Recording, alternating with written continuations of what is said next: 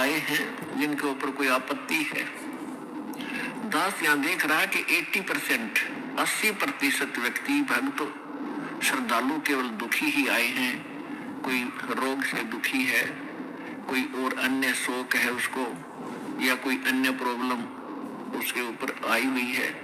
तो आपके लिए वो दुख, आपके लिए वो प्रॉब्लम, आपके लिए वो रोग एक वरदान सिद्ध होगा यदि इस मार्ग पर आप डटे रहे। देखो, एक दिन में कोई वस्तु परफेक्ट नहीं होती।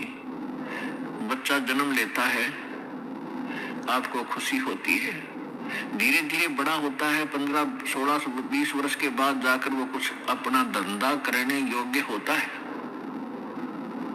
इसी प्रकार आप बीज बोते हो। मान लीजिए आपने आम का बीज बोया, उसकी परवरिश की, देखभाल की, पौधा बना, फिर पेड़ बन गया, और पेड़ बनने के बाद फिर उसका फल लगेंगे। इतने फल लगेंगे कि लदपद हो जाएगा, आप भी खा लोगे, रिश्तेदार भी छिक लेंगे। ठीक इसी प्रकार आज आपको, जिनको आज मंत्र मिला है, उन्होंने आज ये सत भक्ति रूपी पौधा आपने आज बीज बोया है इसका, और इसकी सिंचाई करना यानी भक्ति करना, दान धर्म करते रहना, मर्यादा रखना, इसकी बाड़ बनाना। बाड़ बनाने का मतलब है मर्यादा रखना, नियम भंग मत करना। धीरे धीरे रे मना, धीरे सब कुछ होए, माली सींचे सो खड़ा, समय आए फल होए। जैसे माली का मतलब है जो उस प्रोसेस से परिचित, उसका विद्वान है, बाग बगीचे लाने वाला, वो बीज बोता है और उसमें सैकड़ों पानी घड़े डालता है, वाटर पानी के, और धीरे धीरे वो बड़ा होता है। उसको मालूम है, उसको 100% ज्ञान है, वो पूरा उसके ऊपर विश्वास है उसको कि एक दिन ये पेड़ बनेगा। अगर मैं इसकी सुरक्षा ठीक रखूंगा, इसको रोग से बचा कर रखूंगा, और बड़ा होए पाछे फिर देखना मेरे वारे न्यारे कर देगा। तो ठीक इसी प्रकार ये राम नाम का आज ये सच्चा बीज बोया है। आज तक तो आपको आम का नाम लेकर बबूल का बीज बुआ रखा था, और उस बबूल यानी किक्कर की डंडी की आप खूब सेवा भी कर रहे थे। तो बबूल का तो बबूला लगेंगे, आम नहीं लग सकते। भक्ति भी करते थे, ऋषि महर्षि भक्ति खूब करी, जीवन गाल दिए, राज भी त्याग कर भगवान के लिए जंगल में जा बैठे। लेकिन वो आम का पेड़ ना होने से, आम का बीज ना बोने से बबूल का बीज बो लिया, उनमें सिद्धियां आ गई। आन उपासना करते रहे, पूर्ण परमात्मा की भक्ति ना करके काल भगवान ब्रह्म या ब्रह्मा विष्णु महेश तक की भक्ति करके उन्होंने बबूल का बीज बो के बबूल ही प्राप्त किया। उदाहरण के लिए हिरण्यकशिपु ने ब्रह्मा जी की साधना करके बबूल का पेड़ बोया, और क्या मिला उसको? सिद्धियां आ गई। ये समझ बैठा कि मैं भगवान बन गया, और कैसा जीवन नाश हुआ उस व्यक्ति का। ऐसे ही रावण ने बबूल बोया था भगवान शिव की भक्ति करके, और क्या प्राप्ति हुई? सिद्धियां होगी, रिद्धि आ गई, सोने के महल बना लिए, आकाश में उड़ जाने की शक्ति आ गई, और कुमुद को माकर सर्वनाश करा के गया।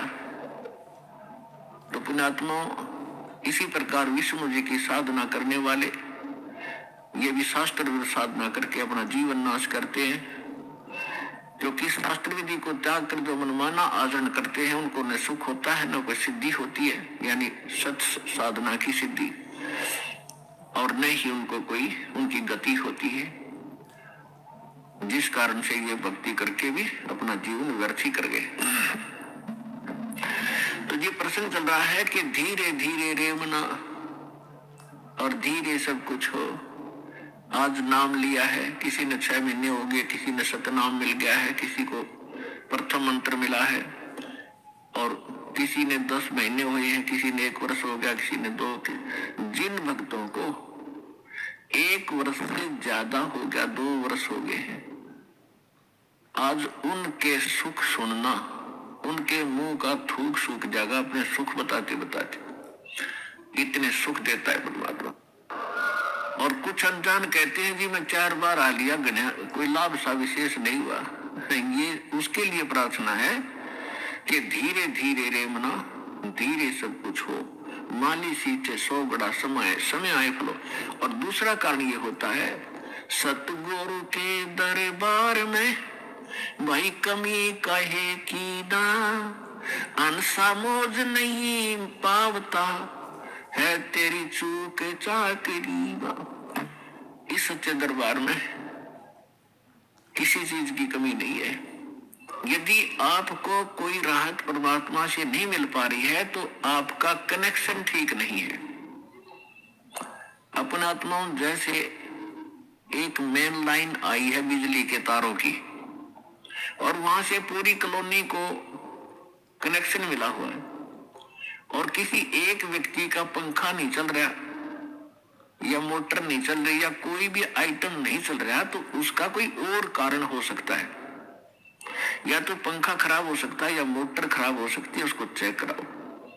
और सारा ही व्यवस्था नहीं चल रही कोई भी, तो आपका कनेक्शन ठीक नहीं है।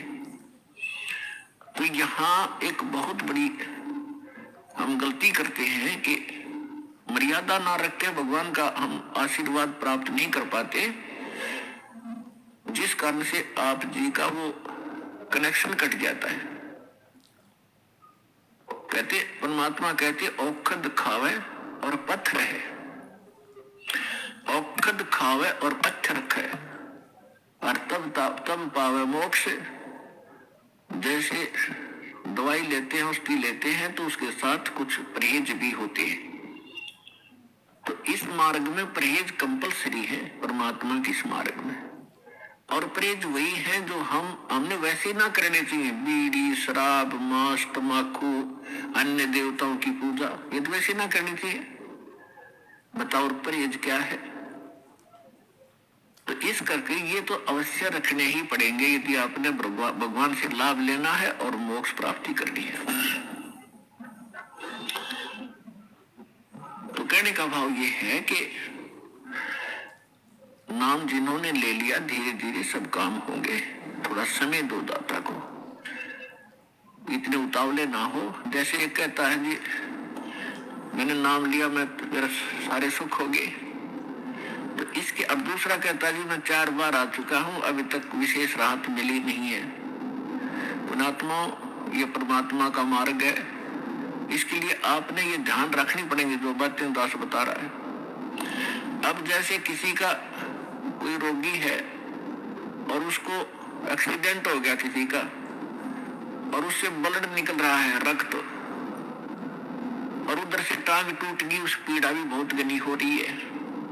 तो डॉक्टर सबसे पहले उस स्थान को ऑपरेशन या किसी कारण से ठीक करेगा जहां से ब्लड निकल रहा है।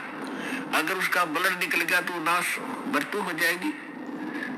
और वो उस तरफ ध्यान नहीं देगा कि टांग टूट रही है और ये रो रहा है, चिल्ला रहा है कि मुझे पीड़ा है।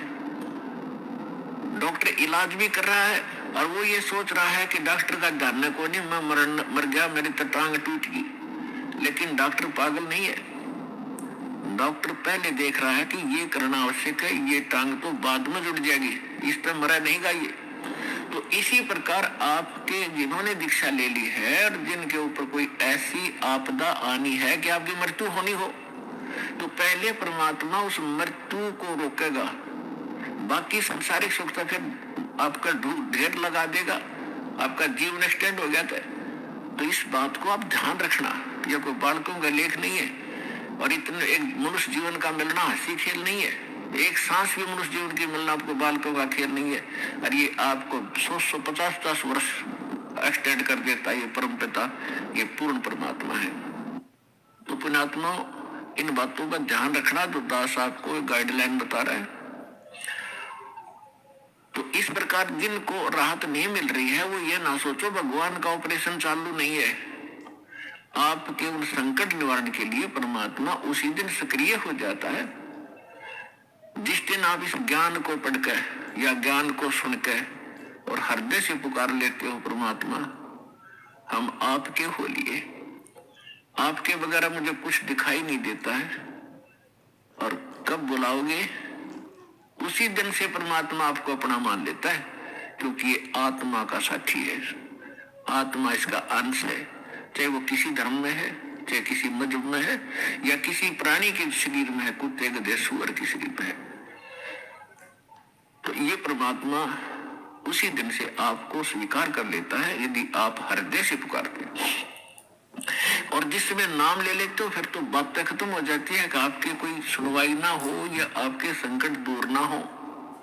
उसके लिए यही कारण हो जाता है कि परमात्मा पहले वो संकट टालेगा जो तेरी जान को जोखिम करेंगे, आपको जीवन एक्सटेंड करके फिर धीरे धीरे तेरे सारे आपके सभी कार्य, आवश्यक कार्य जो होंगे सारे ठीक करेंगे। देखो ये भक्ति मार्ग है। यदि आप यहाँ आते हो बरवाला आश्रम में तो आपको सबसे पहले ये उद्देश्य बनाना होगा कि मुझे मोक्ष चाहिए। और जो ये कहते हैं मैं फैक्ट्री लाऊं, मैं मंत्री बनूं, एमएलए बन जाऊं, मेरा आशीर्वाद दे दो गुरुजी, देखो ये आशीर्वाद यहाँ पर आपको नहीं मिलेंगे, क्योंकि ये तो भगवान से दूर करेंगे आपको, और हम ऐसा विष आपको खिला नहीं सकते जो आपका जीवन को हानि कर दे। डॉक्टर ऐसा अंजाम नहीं होता। इसका कारण ये है कि जैसे कोठी बंगले आपको दे भी देगा भगवान, तो आप परमात्मा से कोसों दूर होगे। और फिर क्या बताते हैं, सर्व सोने की लंका थी वो रावण से रणधीरम, एक पलक में राज विराजीव जम के पड़े जंजीरम। सारी सोने की लंका बख्श दी थी उसको, सारा लंका सोने की बनाए बैठा था, और उस समय तो कई कई हजार, 20-20, 30-30 हजार वर्ष की उम्र होती थी। तो उसके उसने त्याग को सोचना कोई बड़ी बात नहीं थी, कभी ना मरूं, 30-40 हजार वर्ष जीऊंगा, क्योंकि सतयुग में लाख वर्ष की आयु होती है, और त्रेता में भी 67 के अंदर 40, 50, 30 और लास्ट में कम हो जाती है। तो रावण के मन में ये खरपतवार पैदा हो जाना कि अभी नहीं मरूंगा, ठाट पे कोठी बना ली, दो कोई मंजिल की अटारियां बना रखी हैं। जैसे आजकल ये 20-20, 30-30 मंजिल के बनाते हैं मकान, वो तो 100-100 मंजिल के बनाए बैठा था, 200-200 के, इतना कुबद्दी था। और सारे सोने के, ईंट और गारा सोने की, लिपाई सोने की, और उसने भी ये सोच रखा था भी नहीं मरो, ऐसा बक्कल उतरा, सह परिवार नष्ट हो गया।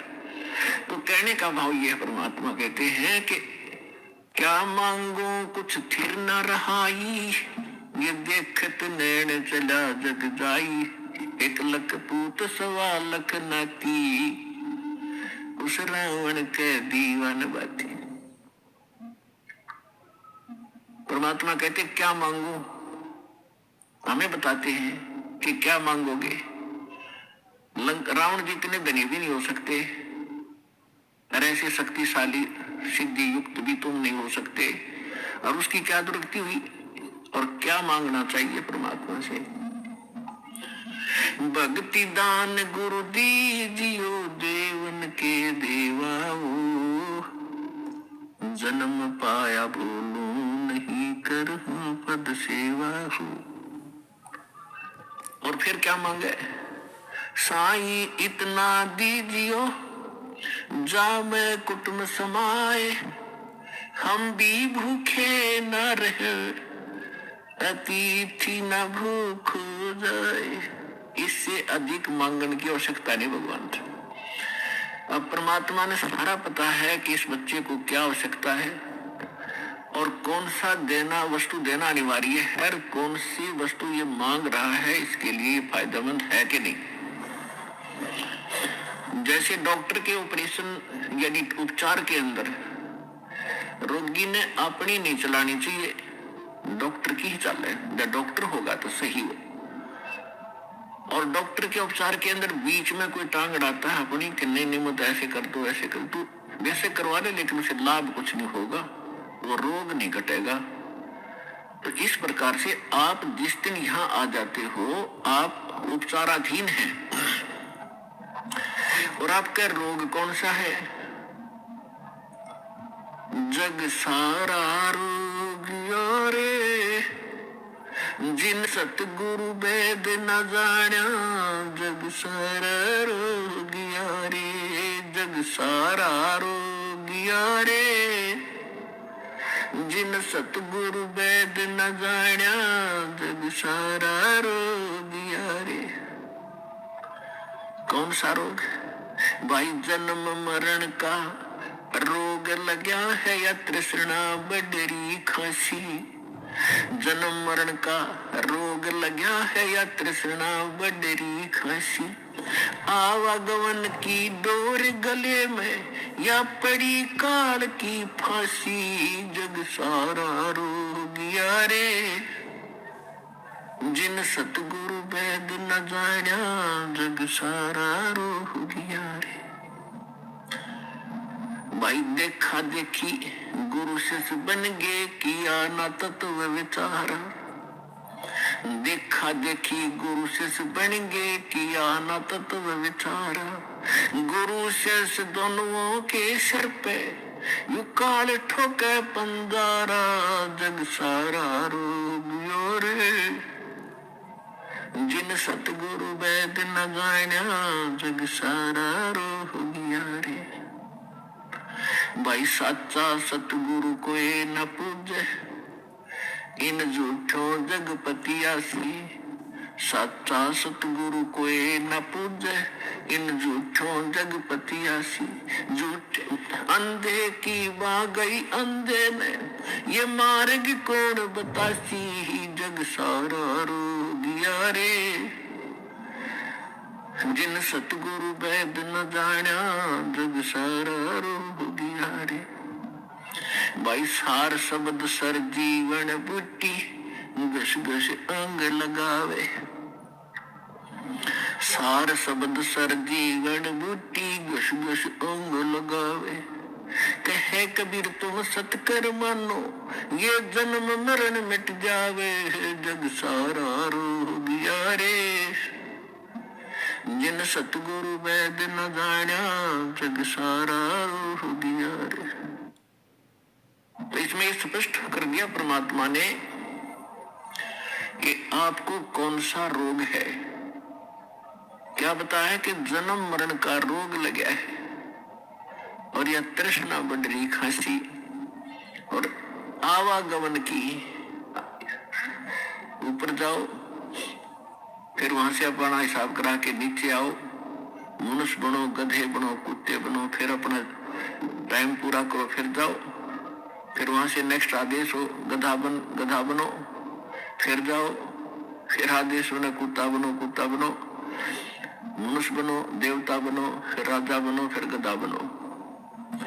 कहते ये आवागमन की डोर गले में या काल के कर्म की फांसी आपके लगी हुई है और इसको केवल परमात्मा पूर्ण ब्रह्म सत्य पुरुष कबीर परमेश्वर के अतिरिक्त कोई ऐसा भगवान नहीं है, देव नहीं है जो इस रोग न काट सके।